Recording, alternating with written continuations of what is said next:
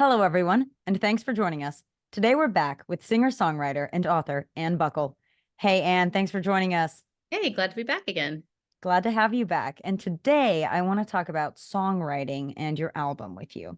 So, could you walk us through, on a high level, what goes into creating an album?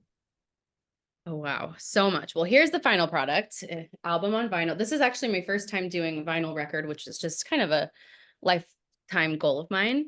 But it all starts with a song. So you got to write a song or procure a song from another songwriter, and then you record it in the recording studio, or you can even do it from your own laptop if you have a home studio set up.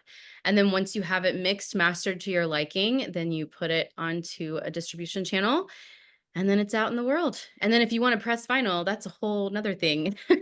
But you find a company that can press the vinyl, and for me, that project took about 4 years. So it's a 17-song album, and yeah, Wow. it's Now, been do a you long have a time. company that you liked to press the album? Yes, for this one, I used A to Z Media. They're based out of New York City, and they're really affordable, and they were just really, friendly to work with, real life people that you get to talk to, and I really appreciated their work on this. I really love a real life person. Yeah, I For know, it makes customer a difference. service, really like that, especially Yeah, nowadays. yes. And what would you say is your songwriting process like? Oh, wow. It's all over the place. So, sometimes it's driving in the car and you just get a line in your head. Recently, I was driving through a small town, and the phrase, the smaller the town, the bigger the drama, came into my head. And then later, a melody kind of came on top of it. And I haven't developed it out yet, but next would be sitting with my guitar, my piano, and finishing the song. Sometimes in Nashville, we do co-writing sessions. So we'll schedule a time to write with another writer, and then you kind of produce the song in 3 hours together. So it's really all over the place, but for me, typically, it's just one little idea, and then I commit to turning it into a full song. Well, that's interesting. And what Yeah. does the editing and revision process typically look like for your songs? Depends on the song. Actually, the song that ended up turning into this book, Firefly, I wrote in 30 minutes, and I never edited a word. It was just what it needed to be. But Mhm. then the first song on my album, Appalachian Dream, took me 2 years. I just kept coming back to it and changing lines and adding lines and didn't really know what the story was gonna be. So there's really no specific path for it. Every song is different, and, I'm willing to edit, and I'm also willing to let a song just exist if it's kinda perfect when it comes out.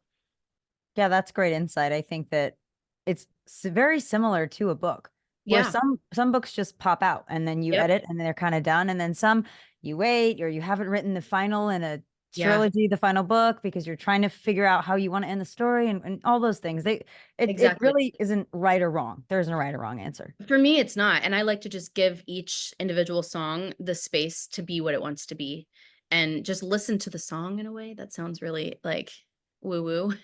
But same with book writing, it's just, like, listen to it and what does it want to be, and then you just kinda be the vessel to turn it into what it wants to become. I think that's a great point as well, because sometimes you're listening to a song from your perspective because you're the one telling the story and you already know.